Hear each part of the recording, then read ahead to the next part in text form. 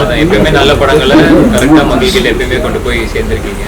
அப்படி நீங்கள் ஆரம்பத்துலேருந்தே சேர்த்ததால தான் எல்லாருமே இந்த இடத்துல வந்து ஸோ இதே மாதிரி இந்த படத்தையும் கொண்டு போய் சேர்ப்பீங்க அப்படின்னு வந்ததுக்கு பார்த்ததுக்கு தேங்க்யூ ஸோ மச். தேங்க்ஸ். இந்த ஃபீல் ரொம்ப புதுசாக இருக்கு எனக்கு. ஆக்சுவலாக ஜஸ்ட்டு சாங் மட்டும் பண்ணிவிட்டு பாட்டு முடிஞ்சோன்னா அப்படியே ஏஞ்சி போயிடுவேன். இன்றைக்கி ஃபுல்லாக இருந்து இந்த மாதிரி ஒன்று பேசுகிறேன். எல்லாருக்குமே பிடிச்சிருக்குற இன்டர்வியூ போது எல்லோரும் மீட் பண்ணேன். அப்போவே எல்லோரும் பாசிட்டிவாக ரொம்ப சொன்னீங்க. உங்கள் எழுத்து உங்களோட வாய்ஸு இந்த டீமுக்கு ரொம்ப முக்கியம். ஒரு பெரிய புஷ்ஷாக இருக்கும். தேங்க்ஸ். Please supporters. தேங்க்ஸ். ஜென் மார்ட்டின் கவினண்ணாவோட எனக்கு வந்து 3வது கொலாபரேஷன், 3வது படம். ஸோ அவர் என் மேலே வச்ச நம்பிக்கையை நான் காப்பாற்றிருப்பேன்னு நினைக்கிறேன். ஸோ அதே மாதிரி ஆடியன்ஸ் நீங்களும் அதுக்கு சப்போர்ட் பண்ணி மியூசிக்கை கொண்டு போய் சேர்ப்பீங்கன்னு நினைக்கிறேன். ஸோ இந்த படம் நல்லா வந்திருக்கு. ஸோ எல்லோரும் ஃபுல் சப்போர்ட் தான். Thank you so much. எடிட்டர், இந்த படம் தான் என் ஃபர்ஸ்ட் படம் ஆஸ் அன் எடிட்டர். ஸோ ரொம்ப சந்தோஷமாக இருக்குது. நல்லா ரிவ்யூஸ் வந்துட்டுருக்கு. ப்ளீஸ் சப்போர்ட் பண்ணுங்கள். தேங்க்யூ. சக்தி ரொம்ப ஹாப்பியாக இருக்குது மூமெண்ட். ஏன்னா இன்னுமே கவினனாவும் சதீஷனாவும் வந்து கதை சொன்ன டே தான் ஒன்று ஞாபகம் இருக்குது. செட்டில் நிறைய விஷயங்கள் நடந்தாலும் பட் இன்னைக்கு ஸ்க்ரீனில் இவ்வளோ பேர் பார்த்து என்ஜாய் பண்ணும்போது ரொம்ப ஹாப்பியாக இருக்குது. ஸோ கண்டிப்பாக உங்கள் எல்லாருக்குமே பிடிச்சிக்கணும் நம்புகிறேன். அடுத்தடுத்த படங்களுக்கும் நீங்கள் லவ் பண்ணுறீங்க நம்புகிறேன். தேங்க்யூ. அவங்க டிஓபி சார் தேங்க்யூ. நீங்கள் எல்லாம் வந்து பார்த்ததுக்கு சப்போர்ட் பண்ணுங்க. அந்த படத்தை போய் சேர்க்கணும் ஒரு நம்பிக்கை இருக்குது. கண்டிப்பாக சேர்ந்துருக்கீங்கன்னு நம்புகிறேன். Thank you so much. Choreographer director எல்லாருக்கும் வாழ்க்கையில் ஃபர்ஸ்ட் கிஸ் மெமரபுளாக இருக்கும். அப்புறம் விட்டுருங்க, ஃபர்கெட் தி ரிமைனிங் டேஸ். கண்டிப்பாக. உங்களோட அனுபவம் எப்படி இருந்தது? என்னோட ஃபர்ஸ்ட் கிஸ் கண்டிப்பாக வந்துட்டு என்னோட பேரண்ட்ஸ் தான் சார். 100%. அது சும்மா அப்படி சொல்லிட்டு போகலாம் அப்படிங்கிறது மாதிரி இல்லாமல் என்னோட ரொம்ப மெமரபிள் கிஸ் இருக்கு என் லைஃப்பில். அது வந்து எங்கள் அப்பா எனக்கு வந்து சர்ப்ரைஸாக Yamaha RX 135 வாங்கி கொடுத்தது. அது இந்த படத்துலேயே வந்திருக்கும். அப்படியே ஏறி ஒரு தள்ளி டேங்கை பிடிச்சி அச்சேரப்பார் ஒரு கிஸ் அப்படின்னு பேசியிருப்பாப்புல. அது வந்துட்டு எனக்கு 2003 எங்கள் அப்பா எனக்கு பைக் வாங்கி தருவாருன்னு எனக்கு ஐடியாவே இல்லை. சும்மா நான் ஒரு தடவை கூட்டிகிட்டு போயிட்டு கடையில் உனக்கு தான் இந்த பைக்கு உன் பர்த்டேக்குனாரு. அப்போ நான் டேங்கை கிஸ் பண்ண எனக்கு இன்னும் ஞாபகம் இருக்குது. மெமரபிள் கிஸ் அது ஆக்சுவலாக. பைக்கை கற்றுட்டு காமிச்சிருக்கீங்க நம்ம இதில் அந்த அவரோட கவின் பைக் ஒரு சீக்வன்ஸ் காமிச்சிருக்கீங்களே. ஆமா சார். அந்த ஹீரோயின் கேட்பாங்க இல்லையா ஃபர்ஸ்ட் கிஸ் எதுனோடனே உடனே ஒரு பயங்கரமா பேச ஒரு பொண்ணு நினைச்சுப்போம் எல்லாருமே. பார்த்தா திரும்பி காமிச்சா மழையில பைக் நின்றுகிட்டு இருக்கும். ஸோ அதுவும் இதுல நடந்திருக்கு. அது ரொம்ப மெமரபிள் கிஸ். 2003 நடந்தது. அது ரொம்ப மறக்க முடியாது. எங்க அப்போட எனக்கு ஒரு மறக்க முடியாத கிஃப்ட் அது எனக்கு actually. Kavin sir director sir படத்துல கிறிஸ்த பரப்பீங்கன்னு பார்த்தா கிறிஸ்டியானிட்டியை பரப்பிருக்க மாதிரி தெரியுது. இந்த ருத்ராட்சம் ஓட்ட மாதிரி சிலுவை எடுத்து வெளியிலே போட்டு தெரியுறாரு. நான் அப்படி பார்த்ததே இல்லை. அது ஆக்சுவலா அப்படிங்கிற ஒரு இன்டென்ஷன் கிடையாது சார். நான் வந்து அந்த 5 இயர்ஸ் டான்ஸ் கம்பெனிங்கிறது நான் டான்ஸ் கற்றுக்கிட்ட இடம். அங்கே வந்துட்டு நிறைய ஆங்கிலோ இண்டியன்ஸ் என் கூட இருந்தாங்க. என் டீச்சர் அந்த மாதிரியான ஆளுங்கள்லாம் நான் சால்சா கற்றுக்கிட்டது ஒரு ஆங்கிலோ இண்டியன் டீச்சர். ஸோ ஒரு மியூசிக்கலாக இந்த படத்துக்கு வந்துட்டு இந்த ஆங்கிலோ இண்டியன் கம்யூனிட்டிங்கிறது நல்லா வரும் அப்படிங்கிற தாட்டு தான். ப்ளஸ் சால்சாங்கிறது வந்துட்டு most of the Anglo Indian கம்யூனிட்டியில் ஆடுற டான்ஸு. நம்ம அதனால அப்படி வச்சுக்கிட்டோம். சரி ஒரே ஃபேமிலியில் இருக்கட்டும், எல்லாருமே ஒரே இதில் இருந்தால் பெட்டராக இருக்கும். அவங்க மட்டும் கிறிஸ்டியன், இவங்க மட்டும் ஹிந்து அப்படிங்கிற ஐடியா கிடையாது. அது ஒரு கலராக காட்டுறதுக்காக மட்டுமே தான். இனிமேட்டு வர படங்களில் ஹிந்துஸோட நேமும் கண்டிப்பாக இருக்கும். இல்லை எனக்கு அது மட்டும் கவலை இல்லை. டாகுக்கு கூட கிறிஸ்டின் வச்சிருக்கீங்க, ஹீரோவுக்கும் ஹீரோயினுக்கும் வைக்கலையே.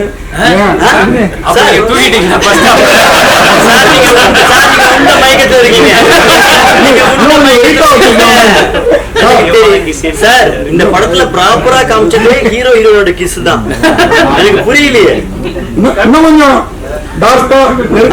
கொஞ்சம் ஃபுட்டேஜ் இருக்கு சார். நம்ம அப்படியே அடையாள ஆபீஸ் இருக்கு, மீட் பண்ண வச்சுக்கோங்க. எவ்வளவு நேரம் போச்சோ அதை போட்டு சார். ஒரே டேக் தான் சார். இல்ல சார் அவங்க ரொம்ப ட்ரெயின்ட் ஆயிட்டாங்க இந்த படம் இந்த கதையில. அது ரொம்ப ரொம்ப லாங்கா அடிக்கிற கிஸ்ஸா இருக்கக்கூடாது ஆக்சுவலா. ஏன்னா 2 பேருமே காதலை வெளிப்படுத்துறாங்க. அது ரொம்ப நேரம் லாங்கா அடிச்சா அது லவ் மீறி லஸ்ட்ங்கிற ஒரு இடத்துக்கு போகுது. சோ அதுக்கு அந்த கிஸ் தான் அது கரெக்டான கிஸ்.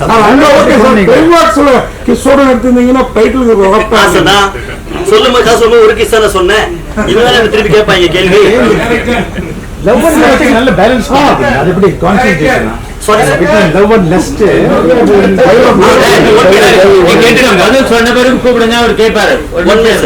ஒரே நிமிஷம் முடிச்சிடா. லவ்வுக்கும் லஸ்ட்டுக்கும் ஒரு பேலன்ஸ் கொடுக்குறீங்க சார். ஒரு நிமிஷம் சார். இந்து சாம்ராஜ்யத்தை பற்றிய புக்கு ஆமாவா இல்லையா? என்னது சார்? இந்து சாம்ராஜ்யம் ஓபன் சார் அது ஒரு கற்பனை சார். ஆக்சுவலா அந்த கற்பனை கிறிஸ்தவ மதத்துல போய் எப்படி வந்துச்சு? இல்ல சார், ஆக்சுவலா இந்த படத்தோட அந்த புக்கு கதை வருதுல்ல சார், அது வந்து சிஜில எங்களுக்கே படம் இன்னைக்கு இப்போ ஃபைனல் பாக்குறோம்னா 4 நாளுக்கு முன்னாடி தான் அந்த விஷுவலே வந்துச்சு. அப்பதான் அது என்னன்றதே எங்களுக்கே தெரியும். அதனால என்ன சாம்ராஜ்யத்தை வச்சு பண்ணாங்க இல்ல சார் கேக்குறது என்னன்னா அந்த அந்த அந்த சேந்தன்கிற ஒரு இதுல குதிக்கிறார் இல்லையா, நெருப்புல குதிச்சா அவரும் இறந்து போறார் இல்லையா, அப்போ கட் பண்ணி முத்தமிட்டாங்க தான் சார் ஒரு ஐடியா. நான் கேட்ட கேள்வி பதில் சொல்லல. நான் தான் சொன்னேன் சார்.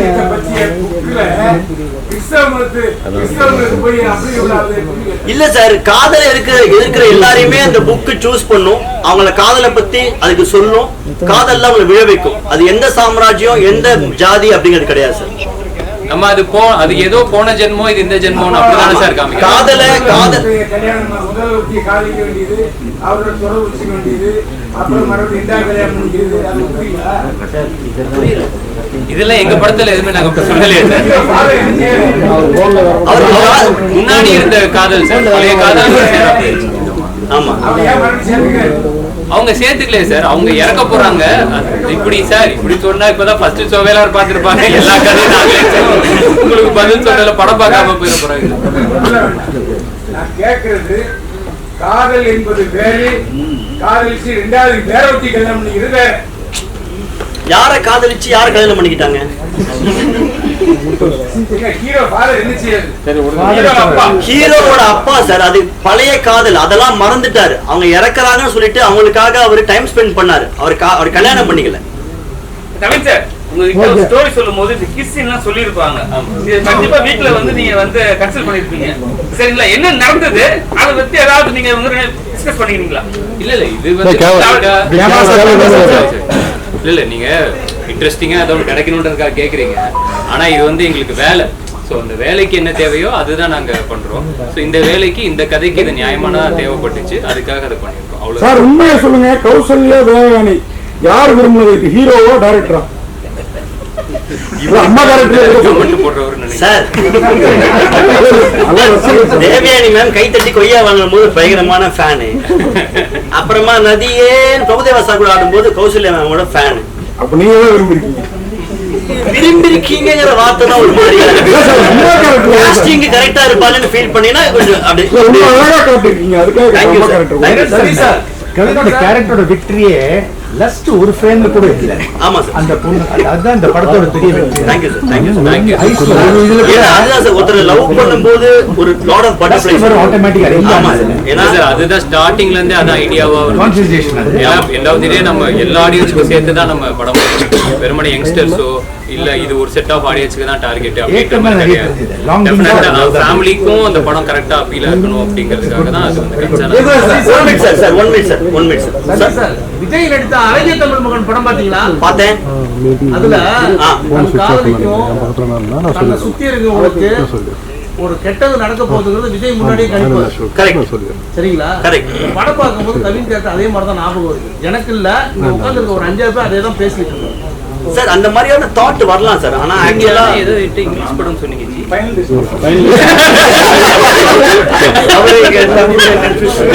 இல்ல தலைவா, சி அவரு வந்துட்டு அவர் ஸ்டேச்சர்ல இருக்க ஒரு ஹீரோ இல்லையா, அவரு வந்துட்டு காப்பாத்துறது கரெக்டா இருக்கும். ஒரு காதலே பிடிக்காம ஒரு சிங்கிள் பாயா இருக்கிற ஒருத்தருக்கு இந்த கப்பல் நல்லா இருந்தா என்ன நல்லா இல்லாட்டான்னு அது என்னோட ரேடார்ல இல்ல. இப்ப என் ஃப்ரெண்டுக்கு நடக்குதுன்னா இல்ல. ஆனா கடைசியில அவரை லவ் பண்ற அவரை பிடிச்ச பொண்ணு கிஸ் பண்ணும்போது அது இறக்க போகுதுன்னு தெரிஞ்ச உடனே பதறா. அப்படி அப்போ மத்த கிஸ் எல்லாம் எதுவுமே நடந்தாலுமே சேர்த்து நினைக்கிறாப்புல. சோ அவர் ஒரு பேர்லயுமே ஒரு காதலை பத்தி புரிஞ்சுக்கிறார். ஒரு நாய்க்குமே ஒரு நல்ல காதல் இருக்குன்னு புரிஞ்சுக்கிட்டாரு. அவங்க அப்பா ஒரு பழைய காதல் இருந்ததுன்னு புரிஞ்சுக்கிட்டாரு. அந்த மாதிரி அந்த புக்கு இவரை சூஸ் பண்ணிச்சு, காதலை சொல்லி கொடுத்துச்சு, காதல விழுந்தாரு, படம் முடிஞ்சிச்சு. நான் பேசின்னு இருக்கேன். அவர் ராஜாவா காதலனா லாஸ்டா வந்து செகண்ட் பார்ட் லீட் வச்சிட்டீங்க. வச்சுட்டா ஆமா ராஜாவா காதலனா நல்ல அந்த ரெண்டாவது லீடுக்கு கதை எழுதி கொடுத்தீங்கன்னா கரெக்டா இருக்கும். அந்த மாதிரிலாம் எதுவுமே இல்ல. அவரு வந்துட்டு ராஜாவா நடிச்சிட்டு இருந்தாரு. பட் ஆனா அவங்க சேர்க்கறது எல்லாமே கதை ஜி, நீங்க சொல்லிட்டே இருக்கிறீங்க. தத்து நிறுத்துங்க.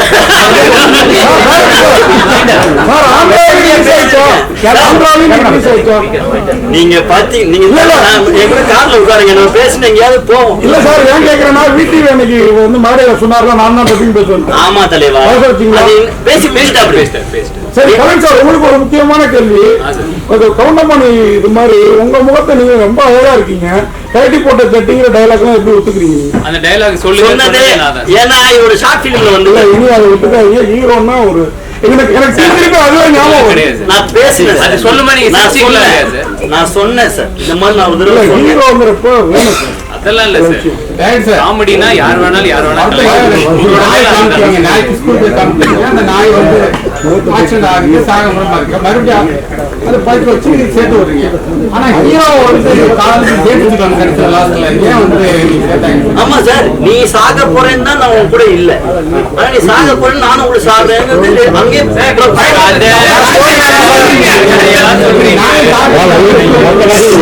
நான் சொல்லல, அடிச்சிருக்கேன். நான் கதையை சொல்றேன்.